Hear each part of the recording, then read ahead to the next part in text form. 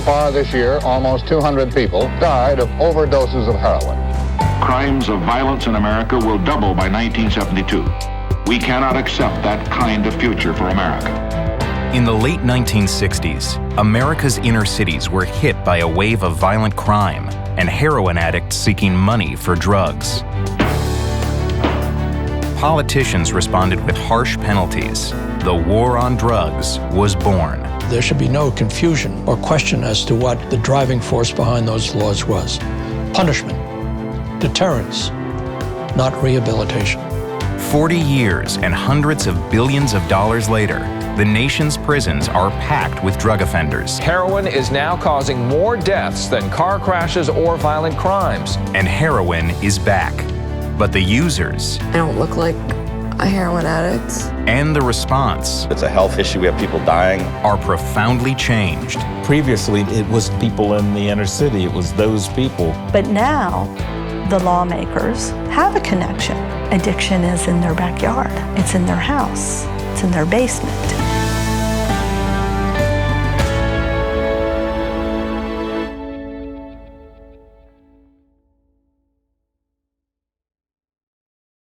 New York City has the worst narcotics problem in the country. And watch this, here comes the sale. Here goes the stuff, boom. In the late 1960s and early 1970s, New York City struggled with high rates of heroin addiction and the crime that went with it. I would stick up.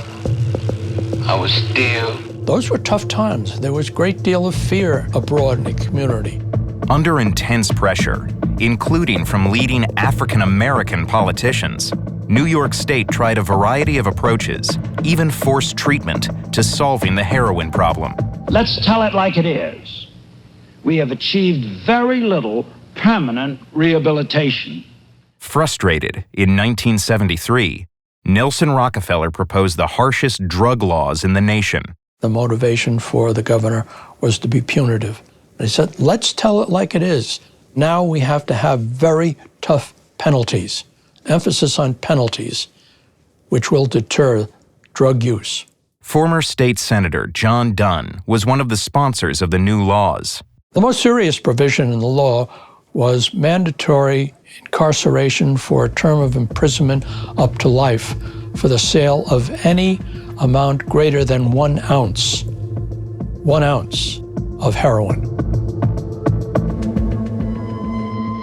But New York was not the only city fighting a heroin epidemic.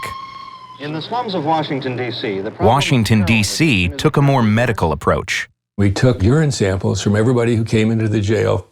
44% of them were positive for heroin.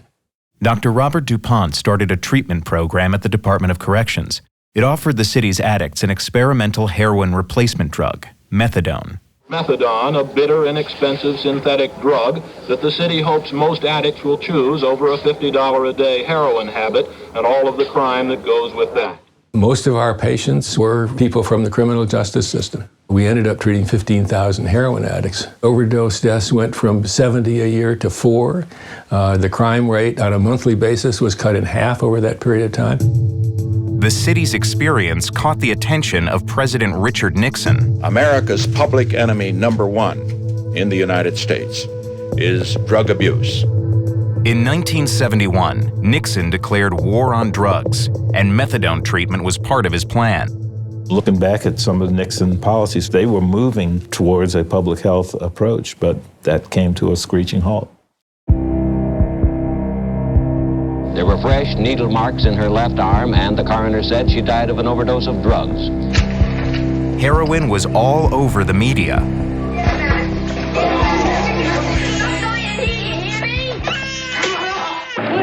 The public's fear grew.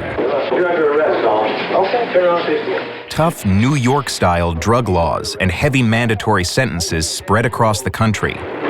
And Washington, D.C.'s success lowering crime with methadone was overshadowed. The politics said, let's get tough. The tougher you are, the more politically viable you're going to be. And that was more police, more prisons, longer sentences. We are waging a war on drugs, and we are losing. Police, open up, we got a warrant here. In 1988, Frustrated by his city's raging drug problem, Baltimore Mayor Kurt Schmoke, a former federal prosecutor, began to openly challenge the lock-'em-up approach. It's not solving the problem. It's not getting to the answer, and we're wasting millions of resources and millions of lives. He even suggested decriminalization. You weren't going to be able to prosecute your way out of addiction. If we went after it as a health problem, I think in the long run we'd get both a reduction in crime and a reduction in addiction rates. His idea sparked a lot of debate, but went nowhere. It's immoral, it's illegal, and it's not going to happen. As the AIDS crisis hit, the stakes around heroin grew even higher. By far the most common way heterosexuals get AIDS is through intravenous drug use. There is an alarming new concentration of AIDS cases among inner-city blacks and Hispanics. Hoping to save lives, Schmoke started an experimental clean needle exchange. You only could get AIDS through sexual intercourse or sharing needles. Baltimore's HIV rate plummeted. Schmoke then tried, without success, to convince the federal government to fund needle exchanges nationwide. There were many people that just thought it was retreat in the war on drugs. We were, quote, sending the wrong signal. A free needle exchange program is a free needle exchange for a felon. The heroin problem was still perceived as an inner city problem, and to some people, just a problem of people of color. So you had all these representatives from districts that viewed the problem as those people, not our people. Despite that perception, by then, the vast majority of new heroin users were white. The nation continued trying to punish away the drug problem, which also now included crack cocaine. But ironically, it turned out that back when New York passed its Rockefeller drug laws, the city's heroin crisis was already subsiding on its own. Drug epidemics often burn themselves out rather quickly. Although older addicts remained, there was a dramatic drop in new users. In Harlem, researchers found teenagers shunned heroin after observing its devastating impact. Younger siblings and cousins or peers, people who witness it from very close hand, take note.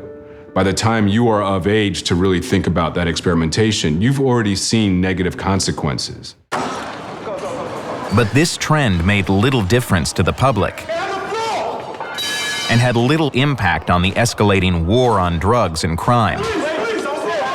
As the heroin epidemic was petering out, we brought in these laws.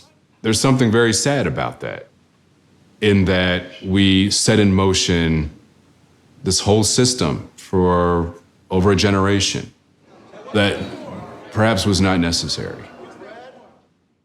For John Dunn, the harsh drug laws he helped pass were turning out to be a mistake. My conversion originated really based in civil rights issues. In 1990, Dunn went to Washington to serve in the Department of Justice. I was the Assistant Attorney General for Civil Rights, which led me to visit a number of federal prisons. I was shocked to find the number of inmates who were there really as a result of criminal laws such as we had enacted in the 70s. Dunn saw that inner-city drug users and small-time dealers, mostly young African-American men, filled the nation's jails. It was relatively easy to pick drug sellers off the street where the trade was going on. Those who were engaged in nonviolent, drug-related crimes really constituted the vast proportion of those who were being sent to prison. The rate and relative percentages of incarceration among minority communities has had a devastating effect. After he left the Justice Department, Dunn returned to New York to try to reverse the harsh drug laws he had helped pass. The number of heroin users has nearly doubled in just the past 3 years. It's been 40 years and billions of dollars since the last heroin epidemic. And the United States is again facing a heroin crisis. Mary is 24 years old, 5 months pregnant, and hooked on heroin. In the 1970s, it was an inner city problem, and it was a young man of color. It's not that now. It's equally men and women, and it's primarily white. Authorities say the heroin surge is directly linked to the widespread abuse of prescription painkillers in this country. 4 in 5 heroin users started out by misusing prescription drugs. When I was around 14 years old, my mom was actually on pain medicine, and I had real easy access to it. Joe Farmer is typical of what the media calls the new face of heroin. He's young, white, middle class, and lives in rural Hagerstown, Maryland. I started using heroin when I was 17. Someone told me, I can't get pills, but, I can get raw or heroin.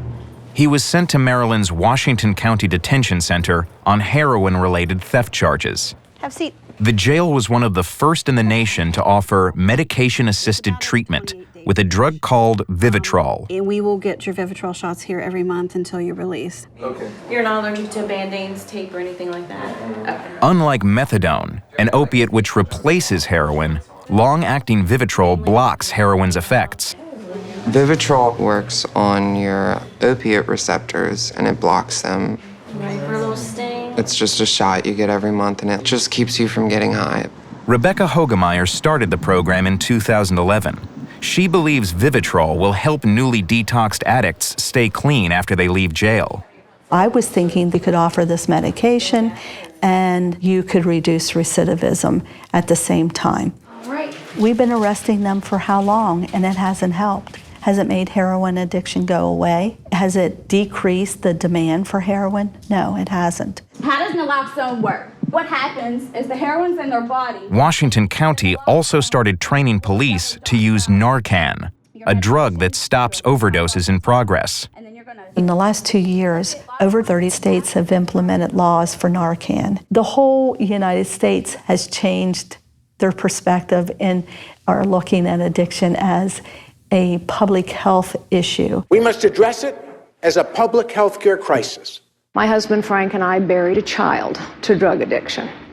So we must invest more in the treatment of drugs. Mike Pence is changing his stance on allowing needle exchanges to operate statewide. Now the lawmakers have a connection. That is where the compassion is. Joe Farmer is grateful to be in jail at a time when the focus is on rehabilitation, not just punishment. I know I'm at the point where I need to do this for myself and actually make something out of myself.